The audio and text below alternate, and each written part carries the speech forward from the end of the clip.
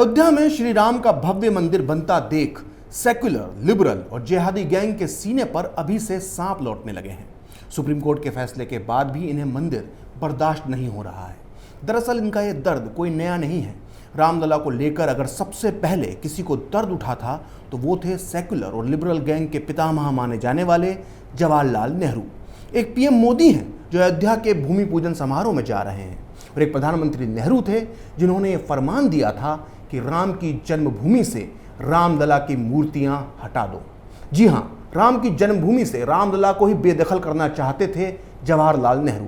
नेहरू का ये बस चलता तो आज राम जन्मभूमि से रामधुन नहीं बल्कि 5 वक्त की नमाज गूंज रही होती। जवाहरलाल नेहरू की ये राम विरोधी करतूत आज मैं आपको तथ्यों, तर्कों और सबूतों के साथ बताऊंगा, लेकिन उसके पहले आपको ये पता होना चाहिए कि अयोध्या के इस विवाद में नेहरू की एंट्री कैसे हुई थी।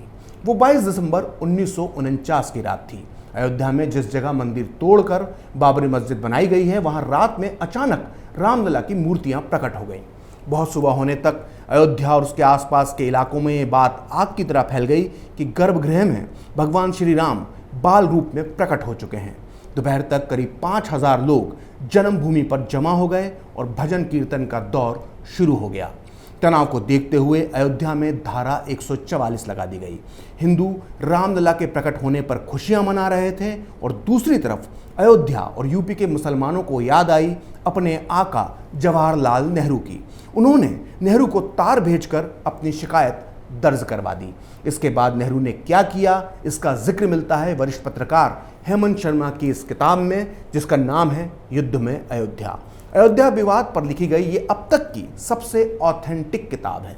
वरिष्ठ पत्रकार हेमंत शर्मा ने 80 के दशक से लेकर आज तक अयोध्या की हर घटना को अपनी आंखों से देखा है।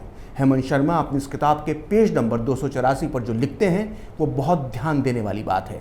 उत्तर प्रदेश के कुछ मुस्लिम नेताओं और देवबंद के उलेमाओं ने प्रधानमंत्री जवाहरलाल नेहरू को तार भेजकर उनका ध्यान इस अयोध्या की तरफ दिलाया। नेहरू जी ने उत्तर प्रदेश के मुख्यमंत्री गोविंद बल्लभ पंत और राज्य के गृह मंत्री लाल बहादुर शास्त्री को तत्काल मस्जिद से मूर्तियों को हटाने के निर्देश दिए। लगातार केंद्र से संदेश लखनऊ आते और वैसे ही तार लखनऊ से फैजाबाद भेजे जाते कि मूर्तियां तुरंत हटाई जाएं। 24 और 25 दिसंबर 1949 को लखनऊ में इस मुद्दे पर दिन भर उच्च स्तरीय बैठक होती रही। तय किया गया कि मूर्तियों को गर्भगृह से बाहर ले जाकर राम चबूतरे पर रख दिया जाएगा। यानी साफ है कि रामलला के प्रकट होते ही नेहरू ने यह तय कर लिया था कि मूर्तियों को गर्भगृह से बाहर कर दिया जाएगा। लेकिन एक शख्स ऐसा था जो प्रधानमंत्री नेहरू के इस राम विरोधी इरादे के सामने दीवार बनकर खड़ा हो गया। उस शख्स का नाम था के नायर। नायर साहब फैजाबाद यानी अयोध्या के तत्कालीन डीएम थे। अब सोचिए, रामलला को बचाने के लिए एक डीएम देश के पीएम के सामने खड़ा था। नायर को यह पता चल गया था कि यूपी की सरकार नेहरू के दबाव में आ चुकी है। लिहाजा उन्होंने यूपी के मुख्य सचिव भगवान सहाय को 26 दिसंबर 1949 को एक पत्र लिखा, जिसमें उन्होंने ये चेतावनी दी कि अगर रामलला की मूर्तियां हटाई गईं तो इसके कितने घातक परिणाम होंगे। उन्होंने अपने पत्र में लिखा, मैं आज भी इसकी कल्पना नहीं कर पा रहा कि मूर्ति को वहां से कैसे हटाया जाए। यदि इस कार्य को धार्मिक रीति के अनुसार किया जाना है तो मुझे कोई ऐसा योग्य हिंदू पुजारी नहीं मिलेगा जो इस काम के लिए अपने जीवन और मोक्ष को दांव पर लगाने का इच्छुक हो। यदि ऐसा किसी भी तरह या किसी के द्वारा भी किया जाना है तो इसके परिणाम स्वरूप हिंदुओं के सभी वर्गों के विरोध का सामना सरकार को करना पड़ सकता है। मुझे स्पष्ट रूप से बताया जाना चाहिए कि क्या सरकार उस स्थिति का सामना करने के लिए तैयार है।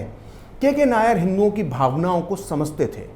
वो बार बार यूपी सरकार को समझा रहे थे कि मूर्ति हटाने से इलाके में हिंदू मुस्लिम दंगा हो सकता है, लेकिन नेहरू के दबाव में यूपी सरकार उन मूर्तियों को वहां से हटाने पर लगातार दबाव बना रही थी। लिहाजा नायर ने सरकार को वो चेतावनी दी जो हर किसी अधिकारी के बस की बात नहीं है। नायर ने 2 टूक कह दिया कि अगर सरकार मूर्तियां हटाना चाहती है तो वो पहले मुझे यहां से हटा दे। नायर ने मुख्य सचिव के नाम 27 दिसंबर 1949 को अपने दूसरे पत्र में लिखा कि मूर्ति हटाए जाने के विचार से मैं सहमत नहीं हूं और मैं ऐसा करना भी नहीं चाहता, क्योंकि इससे सारे जिले में शांति को बहुत बड़ा खतरा होगा। इससे ऐसी स्थितियां पैदा हो सकती हैं जो इस विवाद के इतिहास में अभूतपूर्व होंगी।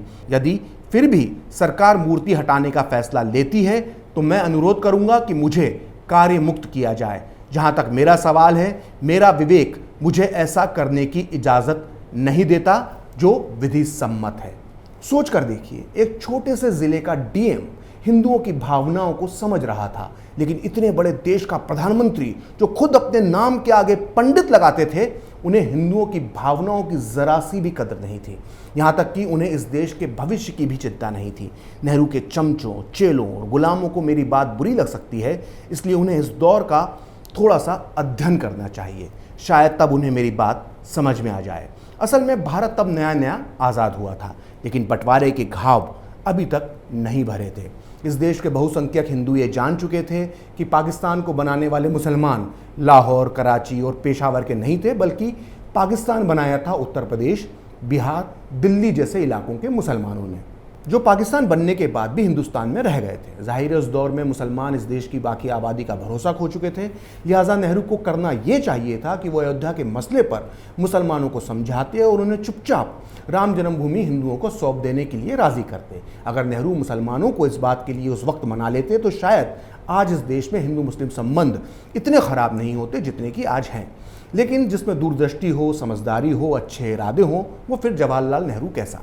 धर्मनिरपेक्षता का चोला ओढ़कर नेहरू को तो मुसलमानों का वोट बैंक तैयार करना था। इसलिए अयोध्या के मसले में उन्होंने अपने प्रभाव का इस्तेमाल मुसलमानों के ऊपर नहीं बल्कि हिंदुओं के ऊपर करने की कोशिश की। नेहरू ने 26 दिसंबर 1949 को यूपी के मुख्यमंत्री गोविंद बल्लभ पंत को एक पत्र लिखा। इस पत्र की भाषा से साफ है कि नेहरू के इरादे क्या थे। वो लिखते हैं कि अयोध्या में हुई घटनाओं से मैं परेशान हूँ। मैं गंभीरतापूर्वक उम्मीद करता हूं कि आप इस विषय पर व्यक्तिगत रूप से ध्यान देंगे। अयोध्या में आपत्तिजनक उदाहरण रखे जा रहे हैं जिसके परिणाम घातक होंगे। जाहिर है नेहरू जिस तरह के घातक परिणाम की उम्मीद कर रहे थे वो तत्काल नजर नहीं आए। लिहाजा नेहरू अगले 1.5 महीने तक चुप रहे। बहुत सोचने समझने के बाद नेहरू ने एक नई चाल चली। उन्होंने अयोध्या के विवाद को कश्मीर से जोड़ दिया। 15 फरवरी 1950 को उन्होंने गोविंद बल्लभ पंत के नाम एक और पत्र लिखा। इस पत्र में उन्होंने लिखा कि मुझे प्रसन्नता होगी अगर आप अयोध्या के हालात से मुझे अवगत करवाएंगे। जैसा कि आप जानते हैं कि मैं समूचे भारत और ख़ास तौर से कश्मीर पर पड़ने वाले इसके असर को बहुत महत्व देता हूं। अगर आप ज़रूरी समझें तो मैं स्वयं अयोध्या आऊँगा। हालांकि इन दिनों मैं ज़रूरत से ज़्यादा व्यस्त हूँ। सोचिए, राम जन्मभूमि से रामलला की मूर्तियां हटाकर वहाँ फिर से 5 वक्त की नमाज हो सके, इसके लिए नेहरू अयोध्या तक जाने को तैयार थे। ध्यान दीजिएगा, एक प्रधानमंत्री मोदी कश्मीर से 370 भी हटा देता है और अयोध्या में राम मंदिर के शिलान्यास में जाने का फैसला भी कर लेता है। और एक प्रधानमंत्री ऐसा था जिसे यह डर लग रहा था कि अयोध्या में रामलला की मूर्ति से कश्मीर भारत के हाथ से निकल जाएगा। नेहरू के गुलामों, भक्तों और चमचों को इन 2 प्रधानमंत्रियों की सोच और उनकी इच्छा शक्ति के इस अंतर को समझना चाहिए। नेहरू यहीं नहीं रुके, वो अयोध्या में राम जन्मभूमि के खिलाफ माहौल बनाने में पूरी तरह से जुटे हुए थे। उन्होंने महात्मा गांधी के प्रमुख सहयोगी किशोर लाल मशरूवाला को 5 मार्च 1950 को एक पत्र लिखा, जिसमें वो कहते हैं कि आपने अयोध्या की मस्जिद का जिक्र किया। यह वाकया 2 या 3 महीने पहले हुआ और मैं इसको लेकर बुरी तरह चिंतित हूँ। उत्तर प्रदेश सरकार ने हिम्मत से तो काम लिया, लेकिन असल में जो किया वो कम था। फैजाबाद के अधिकारियों ने बदमाशी की या फिर इस घटना को रोकने के लिए कोई कदम नहीं उठाया। यूपी में कई कांग्रेसियों और गोविंद बल्लभ पंत ने इस घटना की कई मौकों पर निंदा की, लेकिन वो दंगों के भय से कोई भी कड़ी कार्रवाई करने से बचते रहे। मैं इससे बुरी तरह से अशांत हूँ। देखा आपने, नेहरू फैजाबाद के डीएम और बाकी अधिकारियों को बदमाश बता रहे थे। क्या उनका गुनाह ये था कि उन्होंने हिंदुओं की भावनाओं का सम्मान किया, या फिर उन अधिकारियों का गुनाह ये था कि वो उस समय अयोध्या और यूपी को दंगों की आग से बचा रहे थे? लेकिन नेहरू को अपने फैसलों के अलावा किसी और का फैसला कभी अच्छा नहीं लगता था। नेहरू का एंटी रामलला मिशन यहीं नहीं रुका। उन्होंने 17 अप्रैल 1950 को गोविंद बल्लभ पंत को एक और पत्र दागा, जिसमें उन्होंने लिखा कि मैं लंबे समय से महसूस कर रहा हूँ कि सांप्रदायिकता के लिहाज से यूपी का माहौल बुरी तरह बिगड़ता जा रहा है, बल्कि यूपी मेरे लिए एक अजनबी ज़मीन होती जा रही है। मैं खुद को उत्तर प्रदेश में सहज नहीं पाता। मस्जिद और मंदिर के मामले में जो कुछ भी अयोध्या में हुआ वो बहुत बुरा है, लेकिन सबसे बुरी बात यह है कि ये सब चीज़ें हमारे अपने लोगों की मंजूरी से हुई। सोचिए, अयोध्या में जो हुआ उससे नेहरू इतने दुखी हो गए थे कि उन्हें अपना उत्तर प्रदेश सांप्रदायिक और अजनबियों की जमीन लगने लगा था। ये और बात है कि नेहरू गांधी खानदान के चश्मो चिराग राहुल भैया और बहन प्रियंका को यूपी आज भी अपना लगता है। अब आगे सुनिए, अयोध्या ने नेहरू को कितना दर्द दिया था इसका पता चलता है उनके एक और पत्र से जो उन्होंने लिखा था पश्चिम बंगाल के मुख्यमंत्री विधान चंद्र राय को। 17 मई 1950 को लिखे गए इस पत्र में भी नेहरू ने अयोध्या और यूपी को कोसते हुए काफ़ी कुछ बातें लिखी थी। वो लिखते हैं कि हमारे सनातनी लोग सांप्रदायिक मुद्दे उछाल रहे हैं, इसके चलते यूपी के एक हिस्से में अच्छा खासा तनाव फैल गया है। अयोध्या में बाबर द्वारा बनाई गई एक पुरानी मस्जिद पर भीड़ ने कब्जा कर लिया, जिसका नेतृत्व वहाँ के पंडित और सनातनी कर रहे थे। मैं बड़े दुख के साथ कहता हूँ कि यूपी सरकार ने हालात से निपटने में बहुत कमजोरी दिखाई।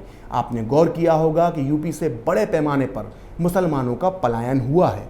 यूपी, दिल्ली और राजस्थान के कुछ हिस्सों से तकरीबन 1 लाख मुसलमान पाकिस्तान गए हैं। यूपी के कई ज़िलों में मुसलमानों पर ज़बरदस्त दबाव है और उनके मन में असुरक्षा की भावना बैठ गई है। सुना आपने, नेहरू खुद 1950 में कह रहे थे कि यूपी, दिल्ली और राजस्थान से 1 लाख मुसलमान पाकिस्तान गए हैं। सोचिए, ये छोटी सी संख्या नेहरू को कितनी ज़्यादा लग रही थी, जबकि नेहरू ये जानते थे कि 1945-1946 के चुनाव में उत्तर प्रदेश की 66 मुस्लिम रिजर्व सीटों में से 54 सीटों पर जिन्ना की मुस्लिम लीग जीती थी। आंकड़ों के मुताबिक उत्तर प्रदेश के करीब 95% मुसलमानों ने मुस्लिम लीग को वोट दिया था, लेकिन फिर भी आज़ादी के बाद यूपी में मुस्लिम आबादी में सिर्फ 1.15% की कमी आई। यानी यूपी के 95% मुसलमान पाकिस्तान के समर्थन में थे, लेकिन सिर्फ 1.15% मुसलमान ही पाकिस्तान गए। सोचिए, ये थी अयोध्या और मुस्लिम तुष्टीकरण पर नेहरू की सोच। हर बार की तरह इस बार भी ये सवाल उठता है कि नेहरू अगर ये सब सोच रहे थे तो उस दौर में सरदार पटेल के इस मुद्दे पर क्या विचार थे। अयोध्या मसले पर सरदार पटेल के विचार जानने के लिए हमें उनका वो पत्र पढ़ना चाहिए जो उन्होंने गोविंद बल्लभ पंत को 9 जनवरी 1950 को लिखा था। इस पत्र में सरदार पटेल ने लिखा था कि अयोध्या विवाद उत्तर प्रदेश में बहुत गलत समय पर उठा है। इस तरह के सांप्रदायिक मसले का हल दोनों धर्मों के साथ बातचीत से ही निकाला जा सकता है। जहाँ तक मुसलमानों का सवाल है, वो अपनी नई विश्वसनीयता स्थापित करने में लगे हुए हैं। वो विभाजन के सदमे से अभी उबर रहे हैं। ऐसे में उनकी वफादारी बड़े पैमाने पर बदल जाए, ये मुमकिन नहीं है। तो सुना आपने, सरदार पटेल इस पत्र में 2 बातें कहते हैं। पहली ये कि अयोध्या विवाद आपसी बातचीत से सुलझना चाहिए, और दूसरी बात ये कि मुसलमानों की पाकिस्तान के प्रति वफादारी उस दौर में बड़े पैमाने पर नहीं बदली थी। वहीं दूसरी तरफ नेहरू चाहते थे कि अयोध्या में श्री राम जन्मभूमि से रामलला की मूर्ति को ज़बरदस्ती बाहर कर दिया जाए, क्योंकि इससे मुसलमानों का भरोसा हासिल होगा। दोनों में से किसके विचार सही थे और किसके विचार गलत थे, ये फैसला आपको करना है। फिलहाल खरी बात प्रखर के साथ में इतना ही। आप चाहें तो मुझसे जुड़ने के लिए मेरे फेसबुक पेज प्रखर श्री 78 को लाइक कर सकते हैं, और अगर ट्विटर पर आप मुझसे जुड़ना चाहते हैं तो मेरा ट्विटर हैंडल है प्रखर श्री 78। अगर आपको ये वीडियो पसंद आया तो इसे लाइक करें, शेयर करें और कैपिटल टीवी को सब्सक्राइब करें। नमस्कार।